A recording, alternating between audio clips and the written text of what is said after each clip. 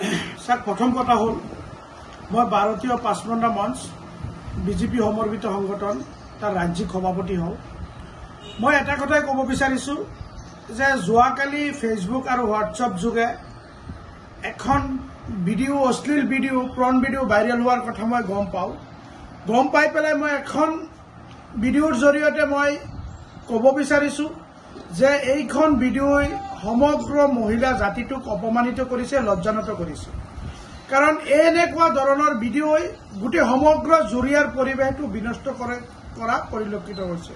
মই সেইভাবে এনেকুৱা ভিডিও করা ব্যক্তি যিজনে নিজে এই ভিডিও ভাইরাল করেছে প্রন ভিডিও আবু সামা ডাঙরিয়া, তেখেত হয়েছে ৯ নং লোকসভা সমষ্টির নির্দলীয় প্রার্থী। তেখেতে এনেকুৱা ধৰনেৰ ভিডিও ভাইৰাল কৰা ঘটনাক মই নিন্দা কৰিছো, গৰিহণা দিছো আৰ ধিক্কাৰ জনাইছো। আৰ এনেকুৱা ঘটনায় তেখেতে পূৰ্বতেও কৰেছিল।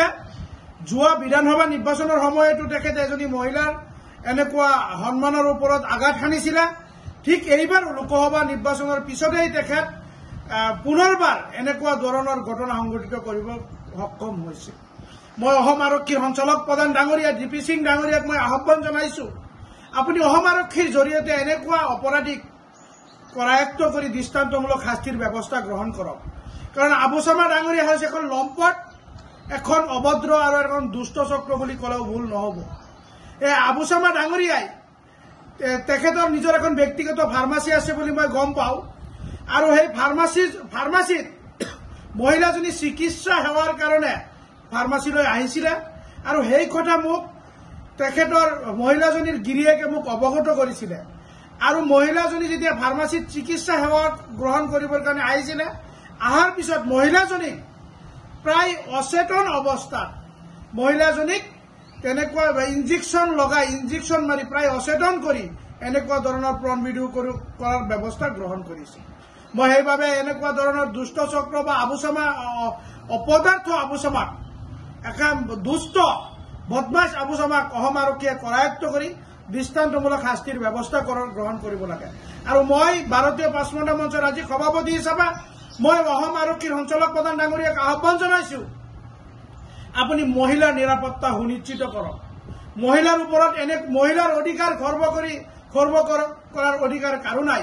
মহিলাক যেন এনেকুৱা ধৰণৰ কাম কৰি মহিলাক যি লজ্জানত কৰিলে, যি অপমানিত কৰিলে, সমগ্ৰ মহিলা জাতিটোক অপমানিত হৈছে, লজ্জানত হৈছে।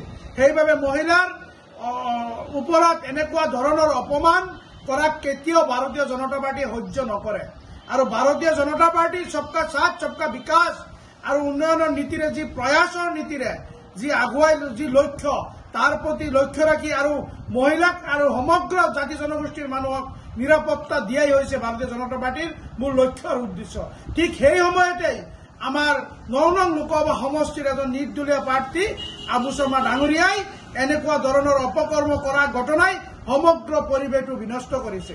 তাৰ বাবে অসম আৰক্ষী অঞ্চলক প্ৰধান ডাঙৰিয়া, আপনি মহিলাৰ উপৰ এনেকুৱা ধৰনেৰ অত্যাচাৰ কৰা ব্যক্তিক কৰায়ত্ব কৰে দৃষ্টান্তমূলক শাস্তিৰ ব্যবস্থা গ্ৰহণ কৰাৰ কাৰণে মই ভাৰতীয় পাঁচমন্ডা মঞ্চৰ ৰাজ্যিক সভাপতি হিসেবে দাবি উত্থাপন কৰেছি।